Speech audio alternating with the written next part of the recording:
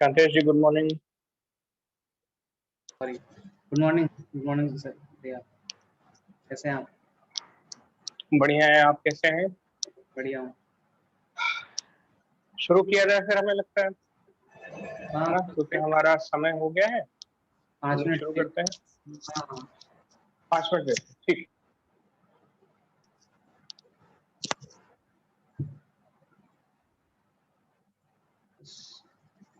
लोग आ रहे हैं। जी जी जी।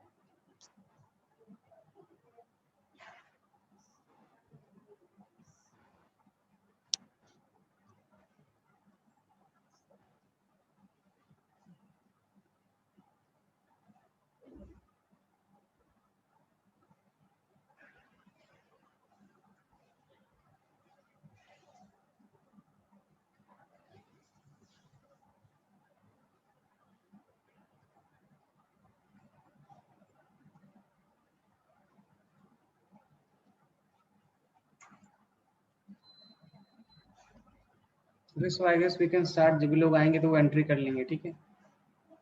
जी ठीक है, तो स्टार्ट करते हैं हम लोग फिर। हम्म। ठीक है।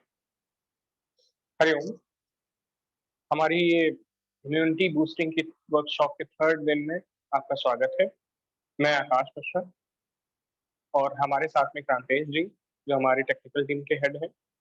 हम दोनों मिलकर के ये प्रयास कर रहे थे, और हमारा प्रयास है कि योग का जो ऑथेंटिक प्रैक्टिस है, जो योग की साइंटिफिक और ऑथेंटिक प्रैक्टिस है, हम उसको लोगों को सिखाने का प्रयास करें। अभी तक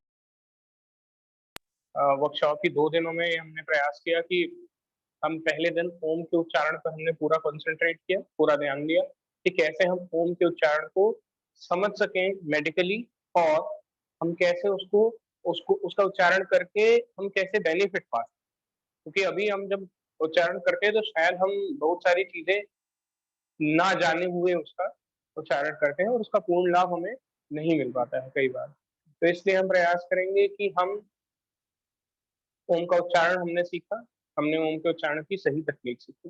दूसरे दिन हमने सूक्ष्म व्यायाम के बारे में सीखा, कैसे सूक्ष्म व्यायाम किया जाता है, किस तरह हम लोग अपने बॉडी के जो 13 मेजर जॉइंट्स, 13 जो बड़े जॉइंट्स हैं, उन पर हम कैसे काम करेंगे।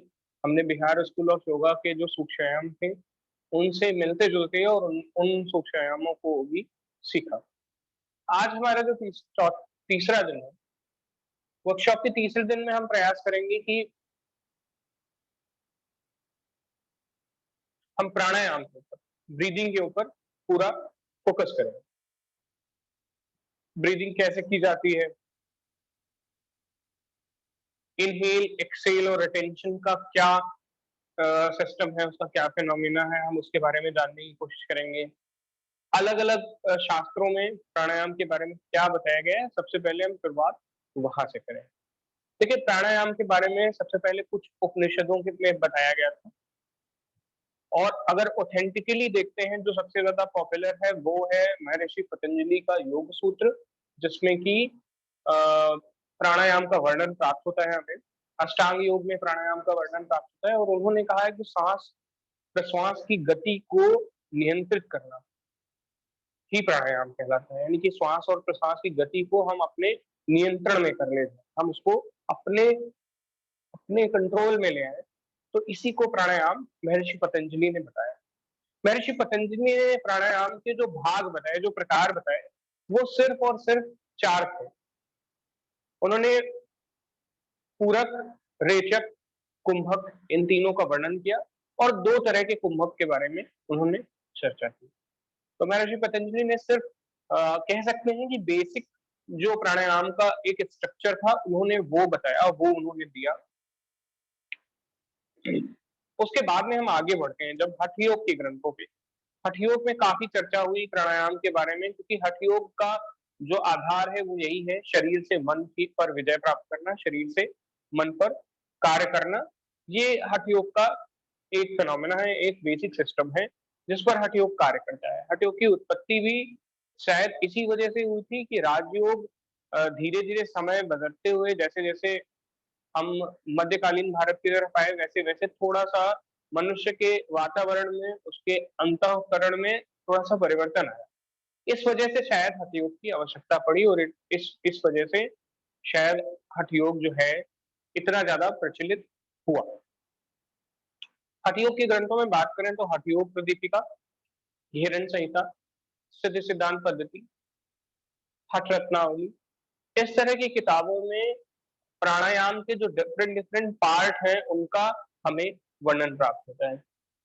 अधिकतर लोग बेसिकली हठ योग प्रदीपिका को ही अपना आधार मानते हैं, हठ योग प्रदीपिका को अपना आधार मानते हुए ही अभ्यास उन्हीं प्राणायामों का अभ्यास करते हैं। आज हमारा पूरा फोकस रहेगा कि हम कुछ बेसिक टेक्निक्स को सीखें, कुछ बेसिक प्राणायाम के बारे में जानें और जो प्राणायाम है उसको करने का सही तरीका समझें। प्राणायाम मतलब अलग-अलग प्राणायामों से ज़्यादा हमारा फोकस इस दिन पर, इस वर्कशॉप के डे पर फोकस इस चीज़ पे होगा कि ब्रीथिंग करनी कैसी चाहिए, हम उस पर ध्यान फोकस करें अपना। सबसे पहले तो नियम ये है कि प्राणायाम करने से पहले जल नीति का अभ्यास कर लेना चाहिए, जो कि मैंने कर लिया आज। अब आप भी प्राणायाम जब करें तो कोशिश करनी चाहिए हर दूसरे दिन जल नीति तो ज़रूर करें। जल नीति करने से हमारे जो श्वास की नलिकाएँ हैं वो खुली रहती हैं। इससे हमारी जो वायु का आवागमन है वो बिल्कुल सहजता से होता है। तो आइए सबसे पहले ओम का उच्चारण करते हैं, जो हम लोगों ने पहले दिन की वर्कशॉप में सीखा था। ओम का उच्चारण 5 बार। सभी लोग अपने आप को अनम्यूट कर लें और अनम्यूट करके ओम का उच्चारण करना प्रारंभ।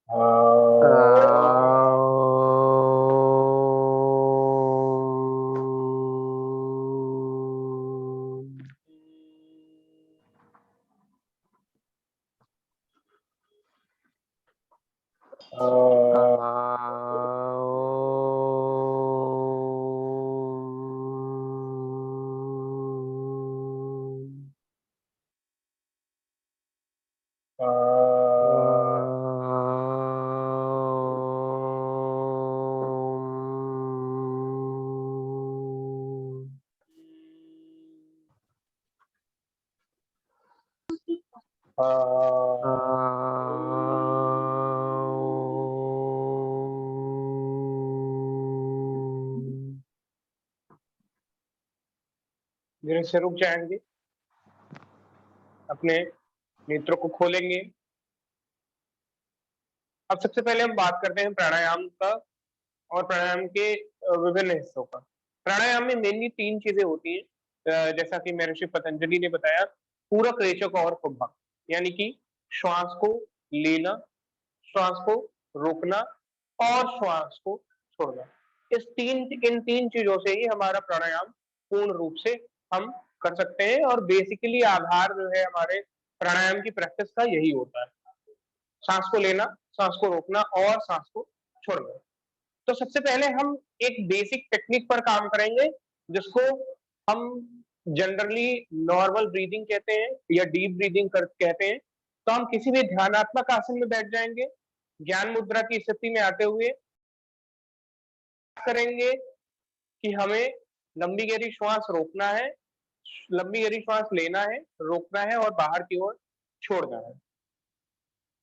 और हाँ, पूरक रेचक कुंभक का आपस में समय अनुपात का भी संबंध है, यानी कि ये ध्यान में रखना होता है कि श्वास को लेना कितनी देर तक है, श्वास को छोड़ना कितनी देर तक है और श्वास को रोकना कितनी देर तक है, ये ध्यान रखने होता है। तो अभी हम पहले समान अनुपात में, समान समय अनुपात में हम अभ्यास करेंगे। 5 सेकंड या 10 सेकंड के लिए सांस को लेना है, फिर श्वास को रोकना है और फिर श्वास को छोड़ना है।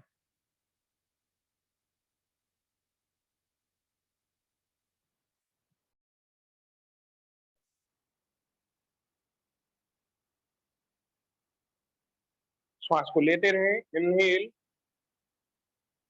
श्वास को रोक लें और श्वास को छोड़ते रहें बाहर की ओर। श्वास को लेना है, रोकना है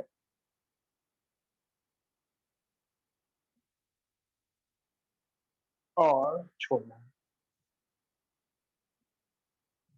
ये बेसिक तरीके की ब्रीदिंग हम कह सकते हैं कि इससे हम अपनी ब्रीदिंग को कंट्रोल में लाने की कोशिश करते हैं।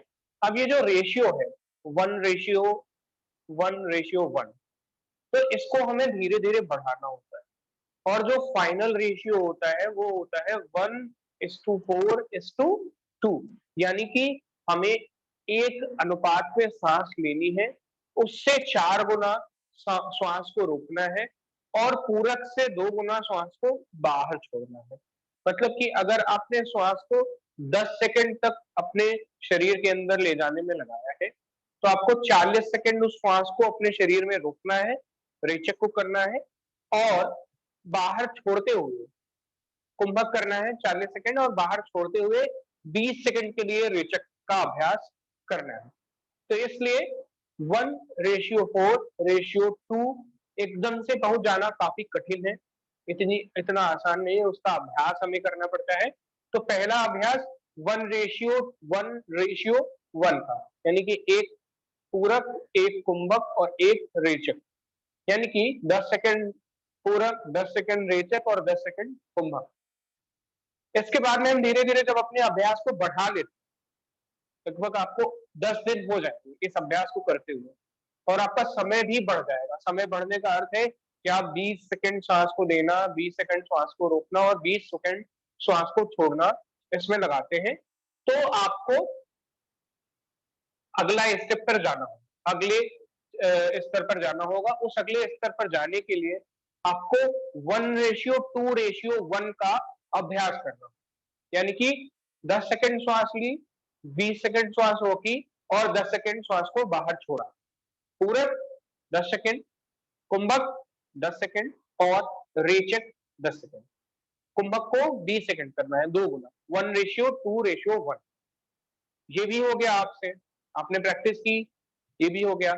इसके हो जाने के 10 से 15 दिन बाद आपको इससे अगले स्टेप पर जाना, 1:2:2, यानी कि 10 सेकंड श्वास को लेना, 20 सेकंड श्वास को रोकना और 20 सेकंड श्वास को छोड़ना। ये अगला अगला स्तर आ जाएगा हमारे श्वास।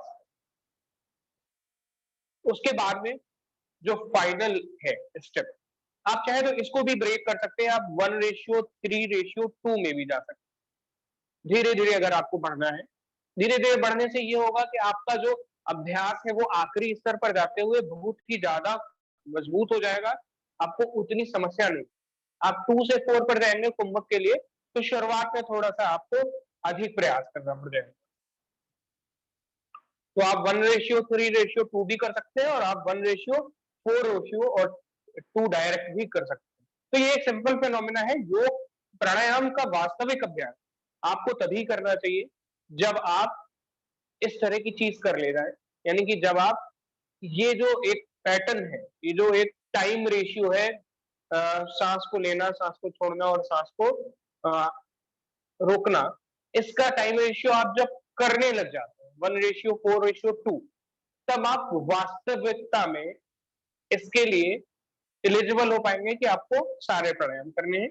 लेकिन वो ऑथेंटिक तरीका है, वो बिल्कुल सही तरीका है। आप इसको मॉडिफाई भी कर सकते हैं in any kind of disease, या आप चाहते हैं कि नहीं मैं इसको भी साथ साथ करता रहूंगा लेकिन मैं साथ में अपने सारे जो प्राणायाम है उनका भी अभ्यास करता रहूंगा, तो आप इसको भी कर सकते हैं, कोई समस्या नहीं। ऐसा बिल्कुल फिक्स्ड नहीं है कि आप इसको पूरा करके ही आगे बढ़ें। ये उनके लिए जो प्राणायाम को बहुत अच्छे से करना चाहते हैं, उसको साधना की तरह करना चाहते हैं, तो ये उनके लिए है।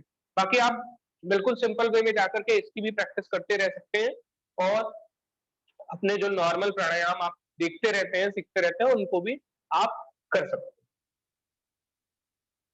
इसके बाद में बात आती है कि प्राणायाम के अभ्यास से पहले, इवन योग की प्रैक्टिस से पहले, सबसे पहले हमें नाड़ी शोधन करना चाहिए। नाड़ी शोधन मतलब जो हमारी नॉस्ट्रल्स हैं उनको क्लीन करना चाहिए। ठीक है, तो इस टेक्निक को बताने के लिए मैं 2 मिनट का आप लोगों से ब्रेक लूंगा। 2 मिनट में हम लोग वापस आते हैं।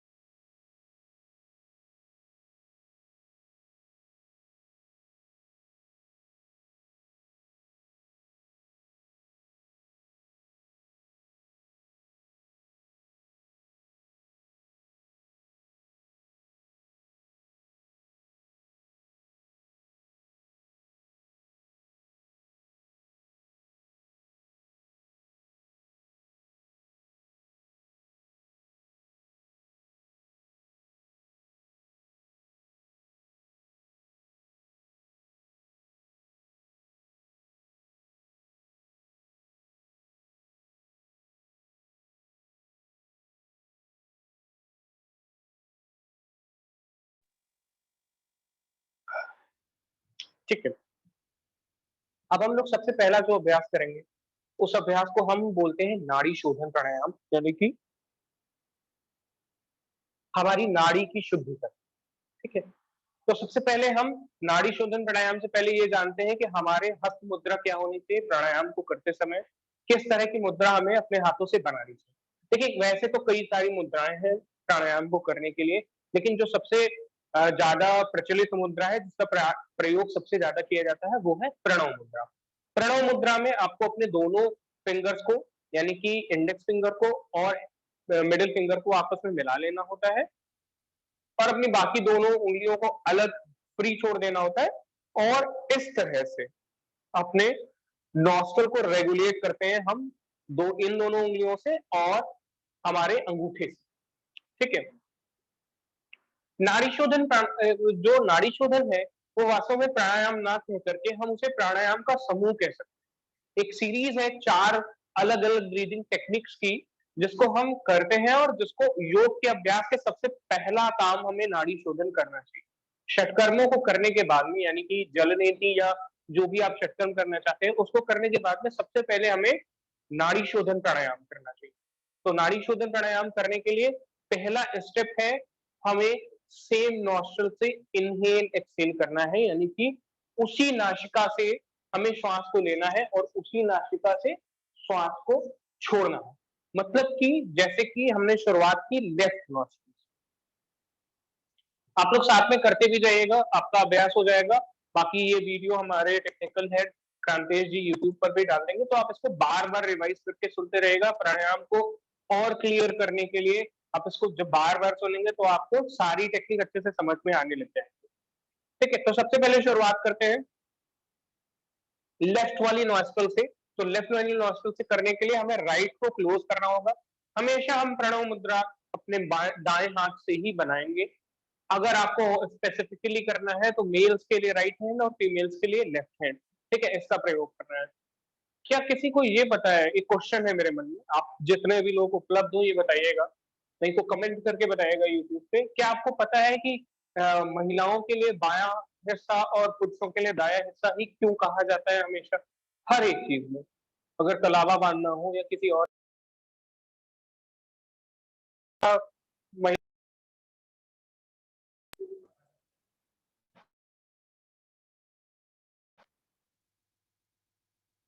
किसी को इसे इसका उत्तर देना है?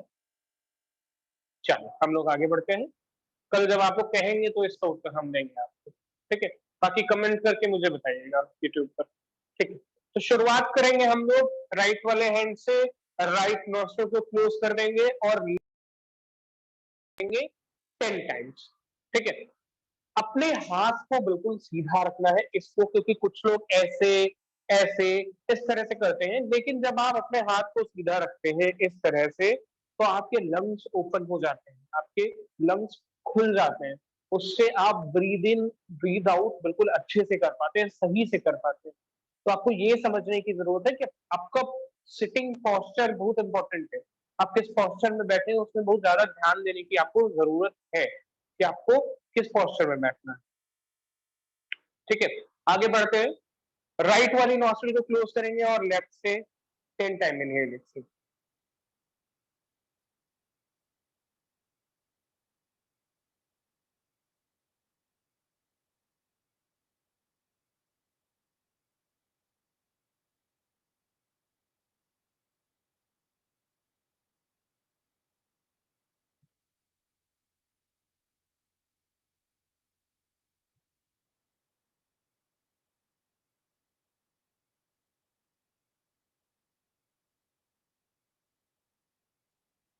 धीरे से वापस आएंगे,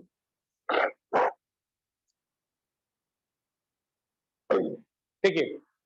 दो चीजें जो इसमें ध्यान देने वाली है, सबसे पहली बात तो गहरी श्वास लेनी है, श्वास को जितना हो सके उतना गहरा लेना है और गहरा छोड़ना। अब गहरे का मतलब कुछ लोग सोचते हैं ऐसे, गहरे का मतलब ये नहीं, गहरे का मतलब है कि आपको सहजता के साथ, ठीक है, आपको बिल्कुल अच्छे से धीरे से श्वास को अंदर ले जाना है और श्वास को बाहर छोड़ना, ठीक है? एक बात प्रचलित है प्राणायाम को लेकर के कि जब भी आप श्वास को ले रहे होते हैं या छोड़ रहे होते हैं, तो आपको ये चीज ध्यान देनी पड़ती है कि आपके अगर नासिका के आगे एक धागे को लटका दिया जाए, नासिका के सामने की ओर एक धागा लटका हो, आप श्वास ले और श्वास छोड़े तो वो धागा हिलना नहीं चाहिए, यानी कि आपकी ब्रीदिंग इतनी कंट्रोल होनी चाहिए कि वो धागा हिलेगा नहीं। इसका मतलब है कि वो नियंत्रित होगी और उसकी जो गति होगी वो बिल्कुल सहज और मध्यम होगी। तो इस तरीके से प्राणायाम करना चाहिए, प्राणायाम करने में कभी भी जल्दबाजी कर ही नहीं सकते आप, करनी भी नहीं चाहिए, क्योंकि उसके से बेनिफिट से ज्यादा आपको नुकसान होने लग जाएंगे। इसीलिए कई सारे लोगों की कंप्लेन आती है कि मैं रोज 1 घंटा योग करता हूँ, रोज 2 घंटे योग करता हूँ, मुझे कोई फायदा ही नहीं होता है और योग में उतना कह सकते हैं उतनी डेप्थ नहीं है, लोगों का कहना ही होता है।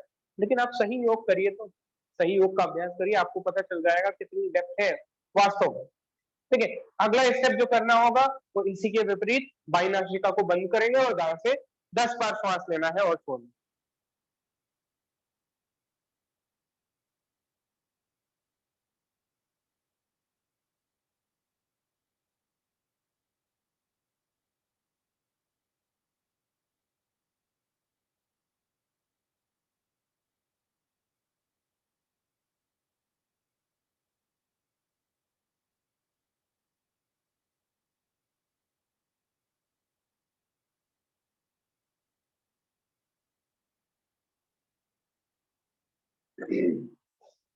इस तरह से धीरे से हम वापस आ गए।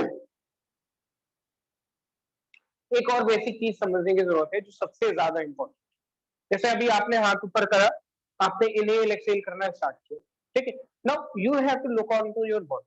सबसे पहले आपको ध्यान देना है कि हमारे शरीर पर स्ट्रक्चरल रूप से क्या इफेक्ट आता है जब हम प्राणायाम करते हैं और क्या आना चाहिए, ठीक है? हम ब्रीदिंग करेंगे इस तरह से,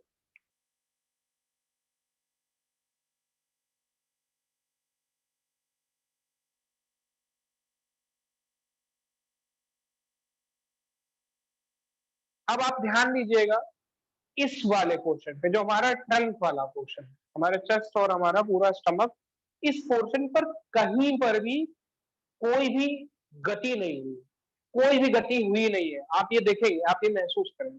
जबकि आपको दिखता होगा कि बहुत सारे लोग योगाभ्यास करते हैं तो उनका शरीर हिलता है प्राणायाम को करते समय, लेकिन वास्तव में जब हम प्राणायाम का अभ्यास करते हैं तो हमारे हाथ की उंगली को भी नहीं हिलना चाहिए।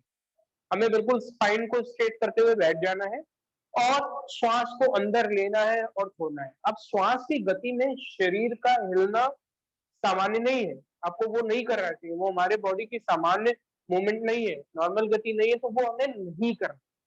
हमें बॉडी को बिल्कुल स्थिर रखते हुए ये करना है। पहला स्टेप हो गया नाड़ी शोधन का, सेम नॉस्ट्रिल से इनहेल एक्सहेल करना है, श्वास को लेना है और छोड़ना है। अब हम अगले अगले स्टेप को करेंगे। अगले स्टेप को करने के लिए हमें क्या करना होगा, प्रणव मुद्रा में आना होगा। बाई नासिका से श्वास लेना है और दाई से छोड़ना, बाई नासिका से श्वास लेंगे और दाई से छोड़ेंगे। दूसरे स्टेप का ए वाला पार्ट ये, inhale from your left nostril, exhale from the right. तो पहले लेफ्ट से इनहेल करेंगे और फिर राइट को क्लोज करके लेफ्ट से इनहेल, पहले लेफ्ट से इनहेल, राइट को क्लोज किया और फिर लेफ्ट को क्लोज करेंगे और राइट से एक्सहेल करेंगे। Inhale from your left, exhale from the right. Inhale from the left and exhale from the right. तो इस तरह से 10 टाइम्स लेफ्ट से इनहेल करना है, राइट से एक्सहेल करना है, लेफ्ट से इनहेल, राइट से एक्सहेल करना है। इस तरीके से हमें दोनों चीजें करनी है, दोनों साइड। पहले लेफ्ट से इनहेल, राइट से एक्सहेल, देन ये 10 टाइम्स कर लेंगे। उसके बाद में अगला वाला, उसको करने के लिए राइट से इनहेल एंड लेफ्ट से एक्सहेल कर। ये दूसरा स्टेप हो गया नाड़ी शोधन प्राणायाम का। अब देखिए, अब हम आगे आएंगे, जो अगला स्टेप है नाड़ी शोधन का, उसको हम लोग अनुलोम विलोम के नाम से जानते हैं। अनुलोम विलोम उसको कहा जाता है। तो अनुलोम विलोम को करने के लिए क्या करना है हमें कि लेफ्ट नॉस्ट्रिल से सांस को लेना है, राइट से छोड़ना है, राइट से सांस लेना है और लेफ्ट से छोड़ना है। मतलब हम जिस तरफ से सांस ले रहे हैं उसके अपोजिट से सांस को छोड़ना है और अपोजिट वाले से ही इनहेल करके उसके अपोजिट से फिर एक्सहेल करना है। यानी कि शुरुआत हम करेंगे लेफ्ट नॉस्ट्रिल से, inhale from the left, exhale from right, inhale from right and exhale from left। तो ये वाली जो तरीका है इसे हम अनुलोम विलोम कहते हैं। इसमें भी सेम तरीका रहेगा श्वास को लेने का। बॉडी को बिल्कुल सीधा रखेंगे, श्वास को लेना है और बॉडी को बिल्कुल भी अधिक गति नहीं होनी, ठीक है। वो गति सिर्फ आपको महसूस होनी चाहिए, वो विजिबली दिखनी नहीं चाहिए कि हमारे शरीर में विजिबली वो गति हम दिख रही है, हमारे शरीर से दिख रही है, तो वो चीज नहीं। अगला जो प्राणायाम है, अगला जो प्राणायाम की प्रैक्टिस है, नाड़ी शोधन का जो चौथा स्टेप है, उसकी प्रैक्टिस से पहले हमें करना ये होगा कि हमें कुंभक के बारे में जानना होगा और कुंभक में कैसे हम अपनी श्वास को रोकते हैं उसके बारे में जानना होगा। कुंभक में श्वास रोकने के लिए हमें बंध का अभ्यास करना होगा। Lock, breathe lock, breathing lock बोलते हैं इंग्लिश में इसको। तो बंद को करने के लिए क्या करना होता है, बंद क्यों करते हैं और उसके टेक्निक्स क्या क्या हैं, उस पर आप फोकस करें। देखिए, जब हम ये कहा जाता है कि जब हम रेचक करते हैं यानी पूरक कुंभक करते हैं यानी कि श्वास को रोकते हैं, तो कई बार हमारी श्वास वास्तव में रुकती नहीं है और हमें लगता है कि वो रुक गई है। और बंद करने से हमारा जो कुंभक होता है वो लंबे समय तक हम उसको कर पाते हैं, उसका समय हम बढ़ा पाते हैं। तो हमें ध्यान देना है कुंभक के लिए बंद का प्रयोग करना है। जैसे हमने श्वास को लिया, अब श्वास को रोकना है, तो जो हम सबसे प्रारंभिक बंद है जालंधर बंद, हम उसको लगाएं।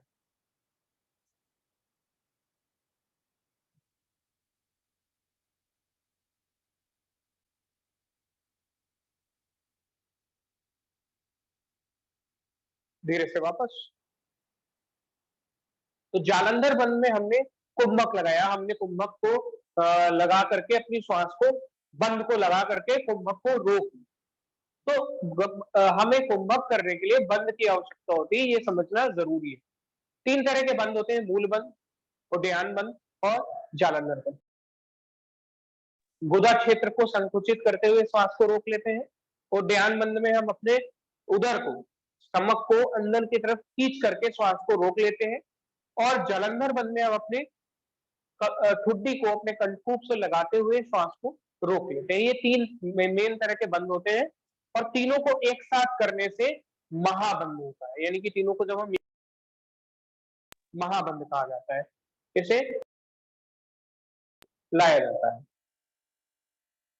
इसके बाद में हम अगली प्रैक्टिस करते हैं, हम अनुलोम विलोम में कुंभक का अभ्यास करते हैं, यानी कि हमने बाएं नासिका से श्वास को लिया, अब बाएं नासिका को बंद कर लिया, दाएं को खोल लिया, लेकिन बंद लगा दिया।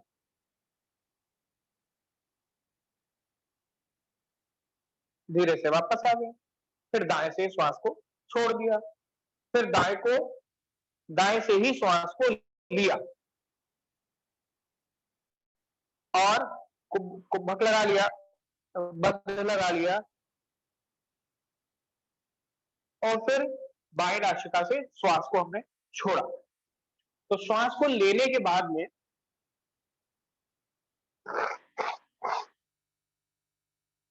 चाहे हम श्वास को बाएं से ले रहे हो, चाहे हम श्वास को दाएं से ले रहे हो, श्वास को लेने के बाद में हमें कुंभक का अभ्यास करना है, बंध का अभ्यास करना है कुंभक करने के लिए, और हमें फिर अपनी श्वास को बाहर की ओर छोड़ना है। ये हमें अपने ध्यान में रखना है, ये हमें अपने दिमाग में हर समय रखना है। ये हो गया हमारा बेसिक नाड़ी शोधन प्राणायाम, जिसको करने से हमें हमारी नॉस्ट्रल्स खुलती है, हमारे जो श्वास नली है वो बिल्कुल क्लियर हो जाती है श्वास को लेने और छोड़ने के लिए। तो योग के अभ्यास की शुरुआत यहाँ से करनी चाहिए, फिर उसके बाद में सूक्ष्म व्यायाम करना चाहिए, फिर उसके बाद में आसनों का अभ्यास करना चाहिए, और फिर उसके बाद में प्राणायाम का अभ्यास करना चाहिए। उसके बाद में हमें योग निद्रा का अभ्यास करना चाहिए, और फिर उसके बाद में प्रार्थना करते हुए या ओम का उच्चारण करते हुए हमें अपने चाहिए। ठीक है, तो ये चीज हमें अपने ध्यान में रखनी है कि हमें क्या। अब इसके बाद में आज के दिन में देखिए बेसिकली मेन 6 प्राणायाम होते हैं। 6 प्राणायाम कौन कौन से होते हैं? कपालभाति, भस्त्रिका, भ्रामरी, उज्जयी, शीतली, शीतकारी। मूर्छा और प्लावनी भी अब 2 जो है प्राणायाम है, लेकिन उन प्राणायाम का अभ्यास प्रैक्टिकली नहीं किया जाता है। सामान्य वर्ग के लोग उसका अभ्यास नहीं करते हैं, उसको नहीं करने के लिए बताया जाता है। दूसरी चीज ये है कि उसके अभ्यास के लिए उसका अभ्यास वही करते हैं जो साधक होते हैं, जो साधना के पक्ष पर ज्यादा कार्य कर रहे होते हैं। तो हमें उन दोनों प्राणायाम पर ध्यान नहीं देना होता है। 2 और प्राणायाम में मिलता है, उन प्राणायाम को सूर्य भेदन और चंद्र भेदन कहा जाता है, सूर्य भेदी या चंद्र भेदी कहा जाता है। तो वो नाड़ी शोधन प्राणायाम जो हमने किया उसका दूसरा हिस्सा, जिसमें हम बाईं नासिका से श्वास लेना और दाएं से छोड़ना कर रहे थे, इसको चंद्र भेदी, और दाएं से श्वास लेना और बाएं से छोड़ना इसको सूर्य भेदी कहते हैं। तो ये दोनों प्राणायाम हमारे नाड़ी शोधन का हिस्सा है। उसके बाद में आज हम फोकस करेंगे और शीतकारी, क्योंकि गर्मी काफी होने लग गई है, शीतली शीतकारी प्राणायाम पर फोकस करेंगे। तीसरा फोकस करेंगे भ्रामरी प्राणायाम। तो इन 3 प्राणायाम पे मेन फोकस होगा। बाकी अगर हम लोग के पास में आज टाइम नहीं बचेगा तो हम लोग कल वाले सेशन में करेंगे। शीतली प्राणायाम यानी कि जिसका शब्द से ही आपको पता चल रहा है, शरीर को शीतलता देना। शीतली प्राणायाम वास्तव में योगाभ्यासियों ने, हमारे मनीषियों ने, ऋषियों ने इसलिए बनाया था क्योंकि जब साधना के पक्ष से मनीषी और हमारे ऋषि जब जंगलों में जाते थे तो काफी बार उनको समय से पानी नहीं मिल पाता था, जल का सेवन वो नहीं कर पाते थे, जल ग्रहण नहीं कर पाते थे काफी बार। इसके लिए उन्होंने एक टेक्निक, एक तरह का ब्रीदिंग पैटर्न निकाला जिसको उन्होंने शीतली प्राणायाम का शीतली प्राणायाम को करने से आपकी प्यास बुझती है। अब प्यास बुझने का अर्थ ये नहीं है कि आपकी प्यास खत्म हो जाएगी, आपको 2 ही ग्लास पानी पीना पड़ेगा पूरे दिन में।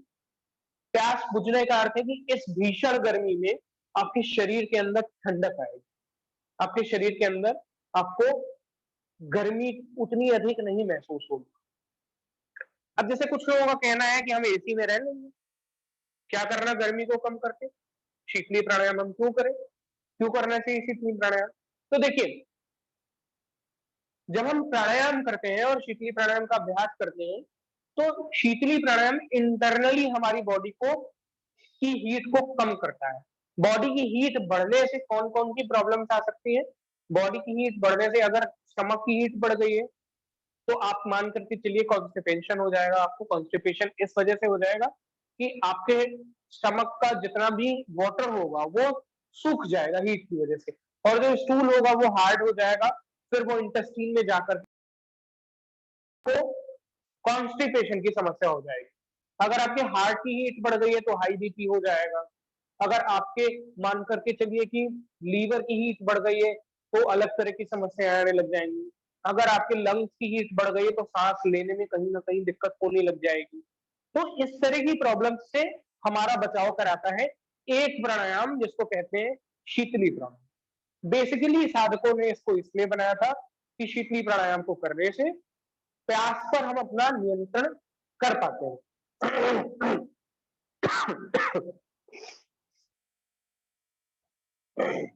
तो शीतली प्राणायाम को करने के लिए हमें अपनी जीभ को बाहर निकालना होता है, जीभ को रोल करना होता है, और रोल करके उस जीभ के गोले से श्वास को लेना होता है, श्वास को रोकना होता है। श्वास को रोकने वाला एक जो एक सिस्टम है, सांस को लेना, रोकना और छोड़ना, रोकने वाले में 2-3 तरह की प्रिकॉशंस है जो हमें लेने हैं कि जिन लोगों को अगर मान लीजिए हाई बीपी है, हाइपरटेंसिव है वो, तो उनको सांस को रोकने की प्रक्रिया नहीं करनी। अगर आपको गुस्सा बहुत ज्यादा आता है, आप बहुत ज्यादा एग्रेसिव, तो भी आपको सांस को रोकने वाली प्रक्रिया नहीं करनी है। आपको ये ध्यान में रखना है कि आपको श्वास को रोकना नहीं है, श्वास को लीजिए और छोड़िए, सामान्य ब्रीदिंग करनी है। दूसरी चीज है, शीतली प्राणायाम को करने के लिए जो हम जीभ को गोल करते हैं, उस मुद्रा को काकी मुद्रा कहा जाता है। कौवे की तरह चोंच बनानी होती है। तो अब देखते हैं शीतली प्राणायाम कैसे किया जाता है। देखिए, जीभ को बाहर निकाला और रोल कर लिया।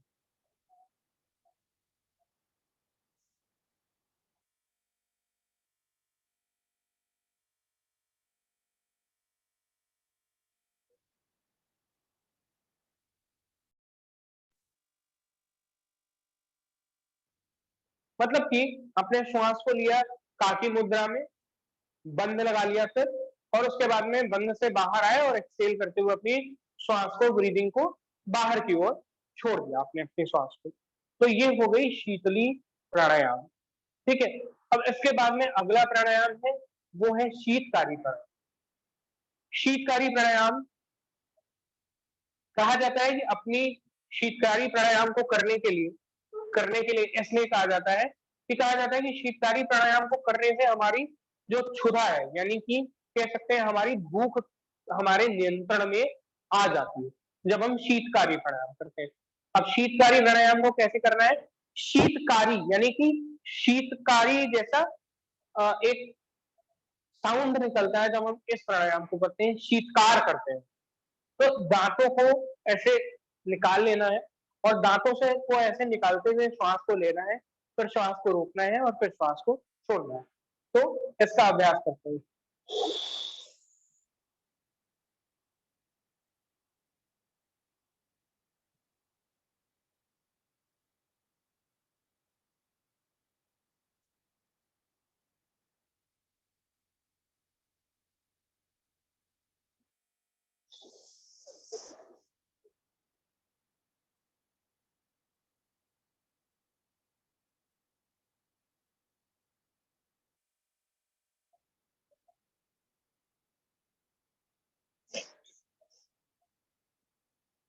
तो ये अभ्यास हो गया हमारे शीतली और शीतकारी प्राणायाम का।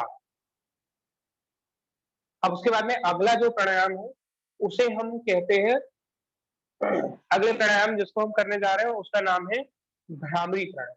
भ्रामरी प्राणायाम प्राणायाम लगभग आप सभी ने किया होगा। भ्रामरी प्राणायाम का अर्थ होता है कि भौरे की तरह गुंजायमान करना वाला प्राणायाम, ठीक है। तो भ्रामरी प्राणायाम को करने के लिए हस्त मुद्राएं कैसी रहेंगी?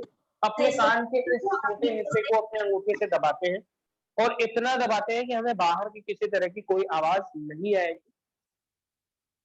इंडेक्स फिंगर से अपने आईज को क्लोज करते हैं, आईज के ऊपर इंडेक्स फिंगर को रखते हैं, हाथ को ऐसे सीधा रखना है, मिडिल फिंगर को, मध्यमा को हमें अपने नोस्ट्रल के साइड में रखना है। लिप्स के ऊपर हमें अपने कनिष्ठिका यानी कि हमें अपने रिंग फिंगर को और छोटी फिंगर को, अनामिका को अपने होठों के नीचे, दोनों तरफ से इसी तरह की मुद्रा बना लेंगे। और देखिए हाथों को बिल्कुल खोल लेंगे, स्कैपुलास को आपस में मिला लेंगे, चेस्ट वाइड ओपन हो जाना चाहिए इसको करने में।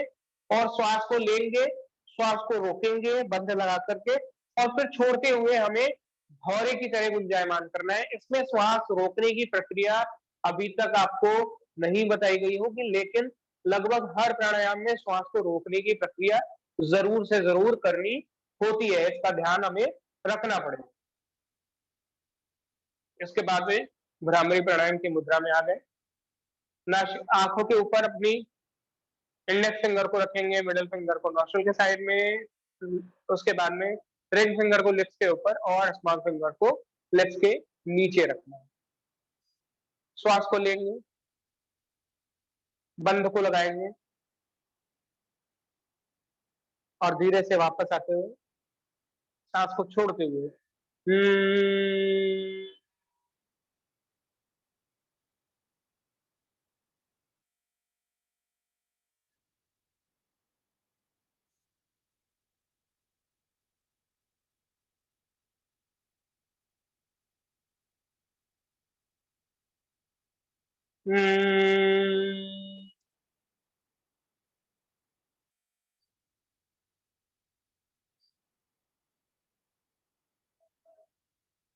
धीरे से इसी तरह प्राणायाम को हम भ्रामरी प्राणायाम का अभ्यास करेंगे। भ्रामरी प्राणायाम में भौरे की तरह गुंजायमान करना है, और जो उसका उस प्राणायाम को करने के बाद में जो तरंगों का कंपन होता है उसे हमें अपने मस्तिष्क के पास में अनुभव करना है। उसका अनुभव हम अपने मस्तिष्क के पास में करेंगे। भ्रामरी प्राणायाम को करने से सकारात्मकता आती है। उसका कारण ये है कि जब हम भ्रामरी प्राणायाम का अभ्यास करते हैं, मस्तिष्क में अल्फा रेस का सिक्रेशन होता है और बीटा और गामा रेस का सिक्रेशन कम होता है। इससे हमारे मन में, हमारे अंदर पॉजिटिविटी आती है। दूसरी चीज ये है कि भ्रामरी प्राणायाम को का अभ्यास करने से हमारी स्मृति यानी कि मेमोरी पावर बढ़ती है। तो भ्रामरी प्राणायाम को करने से ये लाभ होते हैं। आज के दिन में हमने देखा कि कैसे हम ब्रीदिंग को करें, कैसे हमने देखा कि हम बंद को कर सकते हैं, बंद को किस तरह करना चाहिए, पूरक रेचक कुंभक के बारे में हमने जाना। हमने जाना कि कैसे नाड़ी शोधन किया जाता है। हमने ये भी जानने का अभ्यास किया, प्रयास किया कि कैसे और कैसे हमारा भ्रामरी प्राणायाम का अभ्यास हम लोग करते हैं, किया जाता है। कल के सेशन में हम लोग जानेंगे कपालभाति, भस्त्रिका और उज्जयी प्राणायाम के बारे में, जो कि काफी ज्यादा बेनिफिशियल है, कई सारी समस्याओं के लिए बेनिफिशियल है। आप पूरी कोशिश कीजिएगा कि कल के वर्कशॉप में आप बिल्कुल समय से आए, और आज के वर्कशॉप का जो क्वेश्चन है वो कल पूछा जाएगा, और जो परसों पूछा गया था उसका भी उत्तर हम लोग कल ही जानेंगे, आसनों की संख्या के बारे में। और आज का प्रश्न था कि महिलाओं के लिए बायां पक्ष और पुरुषों के लिए दायां पक्ष ही क्यों प्रचलित है, क्यों कहा जाता है। तो आज की वर्कशॉप में आने के लिए बहुत बहुत धन्यवाद। कल की वर्कशॉप में हम लोग 8 बजे मिलेंगे। कल शायद आखिरी दिन होगा हमारी वर्कशॉप का, तो हम लोग कल प्रयास करेंगे प्राणायाम के बारे में जानने का, कुछ बेसिक एक्यूप्रेशर के बारे में जानने का, और डाइट के बारे में थोड़ा सा डिस्कशन हम लोग कल के दिन में करेंगे। तो सभी को हरिओम। कल हम लोग मिलते हैं इसी समय में 8 बजे, और प्रयास कीजिएगा कि अधिक से अधिक लोगों को वर्कशॉप की सूचना दें, अधिक से अधिक लोगों को यूट्यूब का लिंक शेयर करें, जिससे उनको पता चलता जाए कि कैसे हम लोग ऑथेंटिक योग को लोगों तक पहुंचाने का प्रयास कर रहे हैं और कैसे वास्तविकता में योग का अभ्यास करना चाहिए। हरिओम।